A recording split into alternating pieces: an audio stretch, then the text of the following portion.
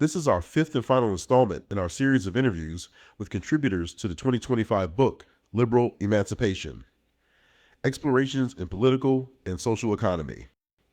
In this interview, EFI Vice President of Scholarly Research, Bill Glod, talks with economist Jayme Lemke about her chapter, Emancipation and the Woman Question, and how expansions of women's rights benefit women, their communities, and society at large.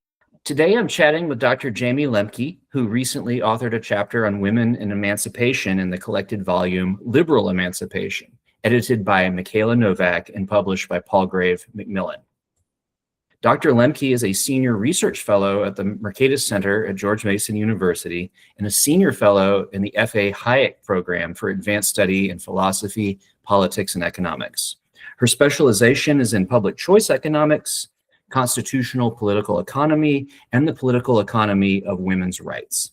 Her research on these topics has appeared in outlets such as the Journal of Institutional Economics, Public Choice, and the Review of Austrian Economics. Welcome, Dr. Lemke.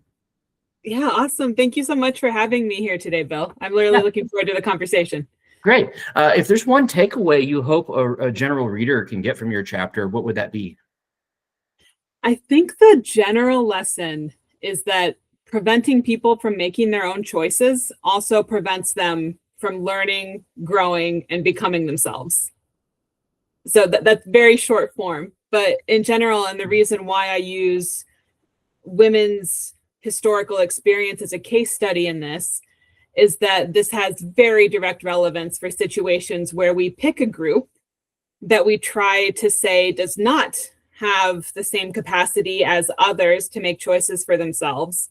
And so patriarchal institutions and these other systems that infantilize or create dependence, one of the ways that they generate harm is by taking away choice, which then takes away the capacity for development, which, by the way, then gets used to argue it was right not to give those people choices because they don't have skills, even though they were never given the opportunity to develop the skills.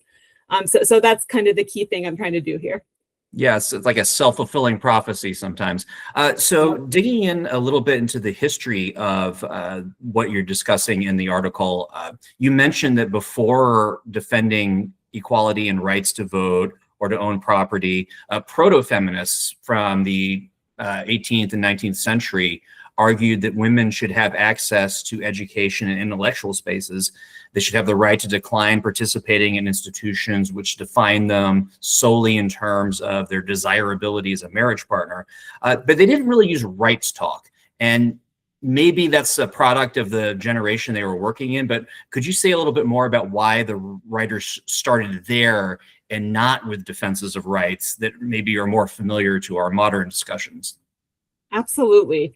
There's this great quote by Gerda Lerner. So she's a historian that I recommend anybody who's interested in women's experiences, the expansion of women's rights, check out her work. She was pivotal in creating women's studies as a discipline within history.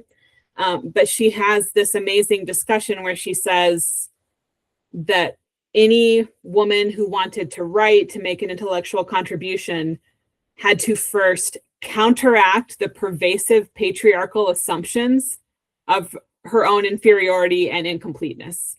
So basically, they had to get a seat at the table before any other conversation could take place. So that's what it's such a, I can't imagine how deeply frustrating that must have been for some of these incredibly intelligent, incredibly well-educated women to be having to just convince people that they should even be allowed to speak. So that's why so many of, if you read these really early works on women's rights, they're giving you all these examples of great things women have done because they just have to counteract the predominant belief that women can't really do anything in the public space and don't have anything to contribute. So I think the reason why it starts there is just about getting a seat at the table. But that being said, I'm empathetic to the fact that when we look back at those kinds of changes and those kind of arguments, they can seem frustratingly incomplete and small from our perspective today. like you're giving away the game. You're accepting we should have separate spheres, or women are better in the domestic space, or something like that, because you're trying not to irritate the person you're talking to so much that they won't even let you come and have a conversation at the table at all. So I think sometimes those early contributions don't get as much credit as they should for having been pivotal first steps to moving us down the line to be able to take kind of step 2, step 3, step 50, step 500 to actually making arguments and eventually achieving women's rights. This ties into actually what I wanted to bring up next. So for liberal feminists like Mary Wollstonecraft, the only way to become morally virtuous is through the free exercise of one's reason, like within the space of social customs and the norms that shape one's environment. So, you often hear about freedom being a threat to virtue, but according to writers like her, freedom, far from being a threat to virtue, it's actually a necessary condition for its cultivation, for through an individual's pattern of choices and habituation. So you hear other people talk about, well, no, actually freedom is a threat to virtue. We need to have more kinds of authority that maybe tell against freedom. I'm thinking today's some like Aristopopulists like J.D. Vance. And so I'm wondering, where did they get it wrong when they claim like the masses need virtuous elites to govern them, or else everything will just descend into chaos and societal breakdown? Do you have any thoughts on that? Yeah, man. I mean, where did they not get it wrong? Just Right. This entire family of ideas and perspectives that is based around epistocracy, the idea that there's a group of people somewhere in our society and everybody wants to define it differently. Pick your favorite ruling group. But any kind of belief that picks out one group and gives them that moral and intellectual superiority as a given off the bat, it's deeply problematic. So I think one thing, from a historical perspective, I think you could make an argument that it's one of humanity's most traveled paths to ruin, actually.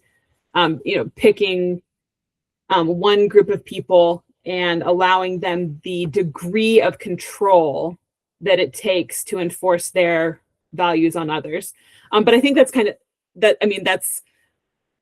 that's very important just from like a perspective of human reality. But I think maybe what you're asking about more is kind of about the human development angle of it, and this claim that can we make people better by taking on this role of like the guardian or teacher and enforcing that they are always kind of in line. And I think one way to think about this question is, and this is maybe an old philosophical puzzle, but can you have made the morally right choice if the morally wrong choice wasn't on the table?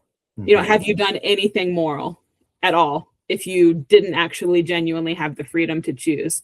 And so from the perspective of what, choice gets made in that moment, you might say, well, it's irrelevant as long as the right thing happens. But if you take a longer term perspective and you don't want people just to make the right choice today, but to be better able to make the right choice in the future, then it becomes kind of critically important. So if we think that people can learn, and hopefully we don't have to defend the idea that people can learn, and hopefully just the fact that we know so much more than we did 200 years ago, let alone 300,000 years ago when we started out. There's clear evidence that we can learn, so we need to keep that going. And I think there are a ton of different literatures that we can get into it if you want, or we don't have to, but just across the social sciences, I think there's compelling evidence that a lot of human learning has taken place through trial and error and making mistakes. We act, we get corrected by consequences, and then we learn. And so if we prevent people from participating in that process, we impede their development and we preclude their ability to contribute to society and to social learning as well. Yeah. And I think the premise is even that, like, even being obedient requires a large level of agency. So why stop there? Why not be your own authority? If you have the agency to be obedient, you can go even farther than that. I don't know if I might get into the weeds with this, but yeah, but feel free to refer to any of the literature as our discussion goes forward. But I also wanted to ask you about, you talk a little bit about how your work in this chapter is motivated by sort of like a subjectivist political economy. And how do you distinguish that from like the more objective views? So how might defenders of the subjectivist view of a political economy respond to critics who worry that things like meaning needs to be rooted in something deeper, something transcendent, something with answers to questions like, why am I here? Or what is the basis of good and evil? Yeah, that's a great question. The key issue at play in this debate that happens in all different corners of the social sciences between more subjectivist and more objectivist approaches. The key question is, where do the values that shape our choices come from? And so an objectivist view locates those values as being somewhere independent from an individual person's cognition. So the most common example of within economics of a more objectivist framework says that something like material resources or even labor, these things have physical properties, and it's those physical properties that primarily determine their worth, which then determines their relative value and how much we should pay for them, et cetera. So subjectivism instead recognizes, and by the way, the reason why that's not, that doesn't actually determine how much we're willing to pay for stone or something. We don't see a lineup between any objective argument about its worth and what people actually pay for it. Is that value is a function of human cognition. It's about what can we imagine using those resources for? What can we imagine doing with that opportunity in front of us?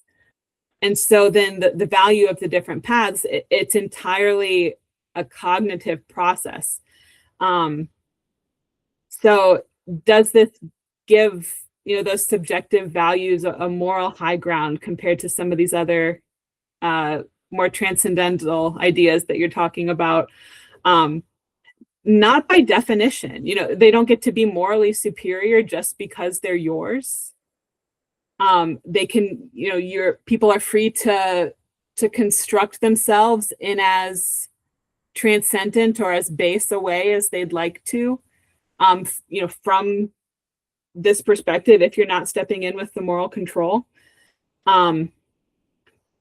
So I think when it comes to those difficult questions, like, does that mean that there's something inferior, unsatisfying about subjectivist explanations? I think the challenge that the subjectivist would offer there is that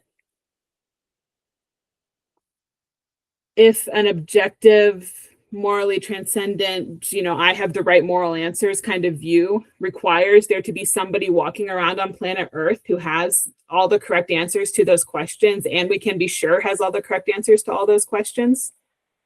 And that therefore we should, give them the authority to replace other people's values with their right answer.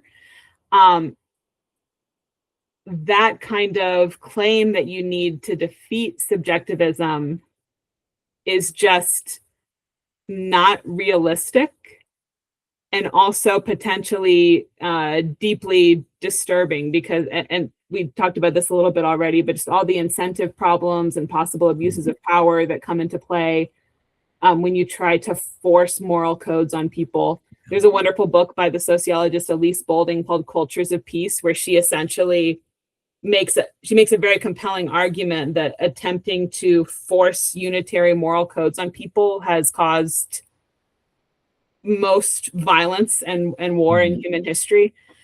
So that's kind of, there's subjectivism on like the methodological side. If we want to understand what people actually do, we need the subjectivist mindset. Right. And then there's the moral argument where, and you can go down all kinds of paths in terms of kind of trying to make this argument that actually taking a subjectivist approach, embracing that kind of subjectivist reality, maybe is going to be more morally satisfying because you don't have to get into these abuses of force and claims about moral superiority. Yeah. And assuming there's like, even, let's just say there is an objectively right morality that should apply to everyone. At the end of the day, it goes through the reasons people have. And if they don't see the point of those reasons, there's going to be problems. They're not going to see that that's the correct way to go. Right. So yeah, that makes a lot of sense. You wind up having to use force. Yeah. You wind up having to use force. Exactly. And then also, if you truly believe that you have the right moral answers, then I would submit that what you should want is to facilitate people continue to develop their own moral aptitude. And then if you believe you're in the right place, then you believe that they will get to that place as they continue to develop their skills. So yeah, allowing the space for that is what helps you get there in a more peaceful way. Yeah, no, that's well put. That's very well put. So shifting gears a little bit. So you discussed the point that patriarchal limits on what they are allowed to learn and experience can make it uniquely difficult for women to become what they want to become. But how would you respond to critics who might take this point and argue that liberal emancipation isn't radical enough? So a liberal society allows institutions like markets, workplace hierarchies, corporations, and even social expectations about women's role in families to shape women's imaginative space in ways that may limit what they would want if they were fully emancipated, even from these constraints. So why shouldn't the feminist critique of patriarchy extend even to, quote, neoliberal and market-centric kinds of societies? That's a great question. I actually think it should extend to those societies. I don't think there's a real existing society that is immune to criticism. And I think one of the lessons of this historical experience is actually that constraints that can seem unchangeable are not always so. So in the paper, I talk a lot about the woman question, which happened in Europe, in kind of Western society in the 17th, 18th, extending into the 19th century. And the debate was this core question that we were talking about earlier about, do women have the intellectual capacity to be authors, to be public figures, to step outside of this domestic space? Or is there something inherently different about them? For a lot of people, the constraints that being a woman attached to you were strong and unchangeable. So if you have a belief that kind of intellectual unsuitedness is something that is a biological constraint of reality, you think it can't be changed. You think you're working within a set of reasonable constraints. Now, from where we're sitting today, it's a lot more difficult to make that argument because we are all constantly surrounded by women succeeding in public spaces, economic spaces, intellectual spaces all the time. So what we view as fixed or as changeable is partially a function of our environment. And I don't think any society is immune to challenging. Is that a real constraint, or is that something that we've created and could actually change if we chose to? And if we can change it, would it be a good idea to do so? Well, so I wanted to move to the second half of your paper. So it focuses on how limiting women's scope of choice leads to sort of three outcomes. It leads to stunted personal development. It leads to barriers to cooperation between men and women. That includes the marriage and family. And it leads to social losses through women's lack of participation in a political economy. I wanted to actually focus on the second item, the barriers to cooperation between men and women, because it could powerfully show that some of the more conservative critics of liberal emancipation, they're concerned with its alleged bad effects on marriage and family, but maybe they should instead welcome women's educational development by their own professed values. Like, if these critics are shown that the benefits of women, of such development for marriage and families, if they persist in being critical of women's emancipation, that seems to give the lie to them being concerned about family values and the things that they claim to value. And if they're not welcoming women's development, even though women's development can help with marriage and family and all those kinds of, you know, so-called traditional institutions, it seems like they're valuing patriarchy more than anything else. So do you have any thoughts on that, or am I being unfair? No, I don't think that's totally unfair, for sure. You know, whether the support for patriarchal values is overt or just a reflection of how much those values are baked into a particular culture, I mean, that could be a whole conversation unto itself. But the liberal worldview, and I'm using liberal in the broadest sense, so including the classical liberals and every ideology that prioritizes equality, justice, and individual rights. This worldview inherently prioritizes egalitarian relationships.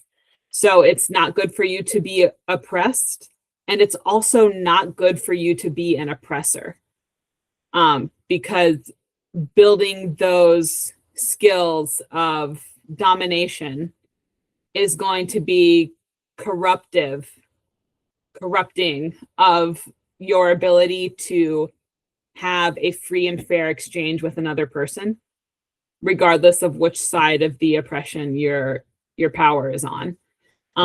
So a lot of the early figures who write on family in the liberal tradition, including Mill and Wollstonecraft, and also Smith, although it was less his focus maybe, they recognize that domination within the family and within personal relationships, it stunts communication, the ability to understand, the ability to exchange ideas, just as much as it does outside the family.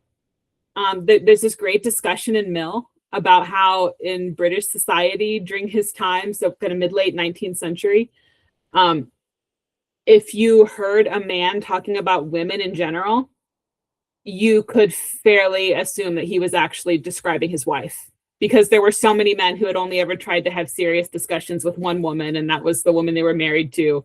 So there was just this lack of interaction and exchange.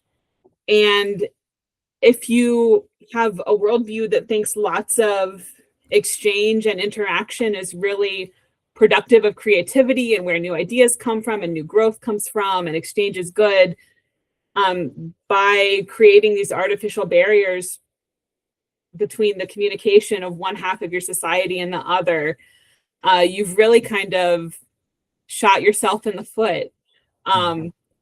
So I think this idea of wanting to have an egalitarian relationship and that being good, there is something of an ideological commitment to liberalism that goes into that. So if you do not have commitments to freedom, if you are more comfortable entrenching hierarchy within your society, what I just described is maybe not going to seem as problematic. But I think the thing to be aware of is that you can't build up your skills at domination in one area of life and not have that spill over into others. So if you build that hierarchy within the family, just know that you've increased the capacity for yourself to be dominated by others in other ways in that society.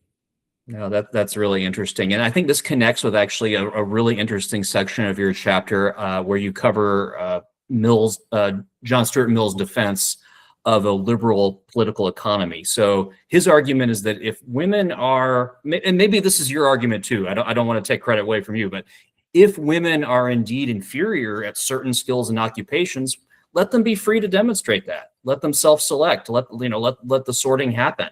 And they'll sort into their comparative advantages without the need for laws or social customs to restrict that.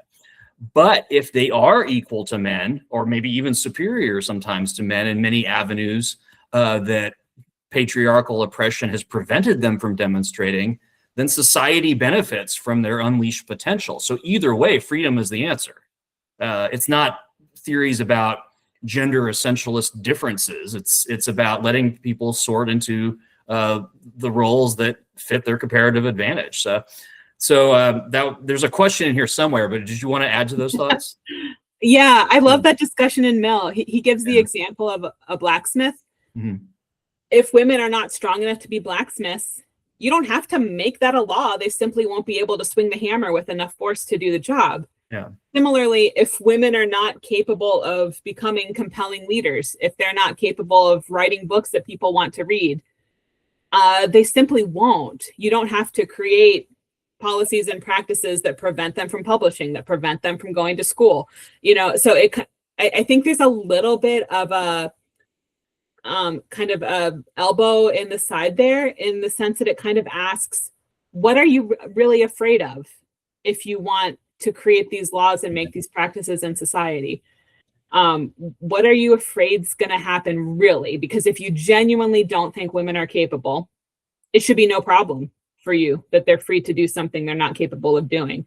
Yeah. So I think just that that willingness to shut down this conversation, that kind of conversation he has there, it's not only kind of a beautiful, just basic economic reasoning exercise, it also points to, well, this logic is so transparent that maybe that can't really be your reasoning, and we need to challenge kind of how objective you are and whether there are other motivations behind why you should want to protect yourself from competition from women.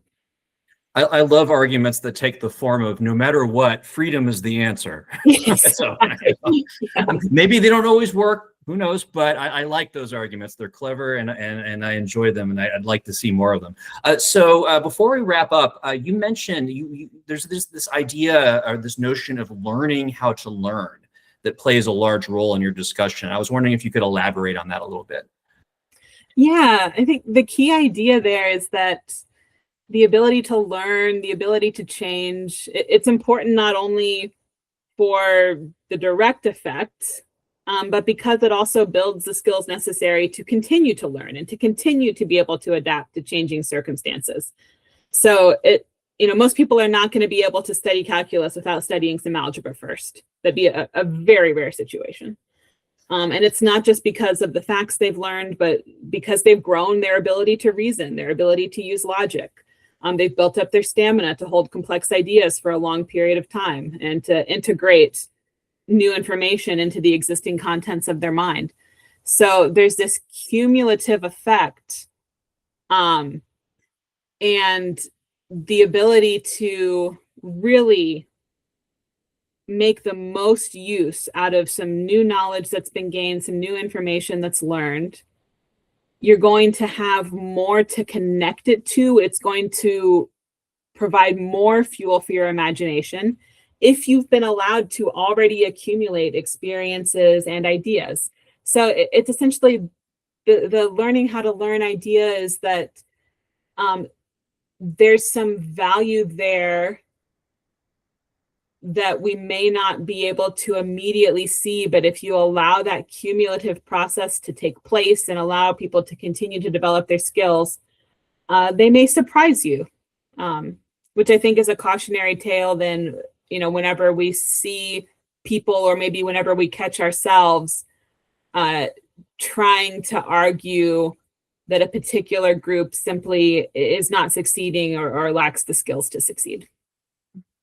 That's great. Well, before we wrap up, is there anything else you wanted to highlight about the chapter, or also any future work that you have? Great. Yeah, I'm currently working on a submission there's a special issue of the Markets and Society Journal that's going to be coming out next year, or this year, apologies, for the 250th anniversary of the Declaration of Independence. And there are a lot of great reflections in that compilation on kind of what has American independence succeeded at, what has it failed at, and I'm doing some work that actually builds on this discussion we've had today to ask What did it take for American women to become free? Did the Declaration of Independence help at all? Or what was the short sight of the founders and their own biases? Did it make it that they could not help women become free and did not? So I think that's there are just so many important discussions, important ways that we can learn from the history of how people have become free, that we still really need to integrate, and it's still really relevant for all kinds of social interaction, because attempts to limit freedom and to take control away from other people are always around us. It's always a constant threat. And so as much as we can learn about how people can preserve our own freedom, even when they're in these disadvantaged situations, to me, I think that's just such an important conversation. And I'm glad that you want to have some conversations about it on this podcast. And I'm looking forward to listening to all the other episodes that you do. And hopefully we can do something positive and productive. Absolutely. Well, Dr. Lemke, thank you for your time and for your insights. Thank you, Bill.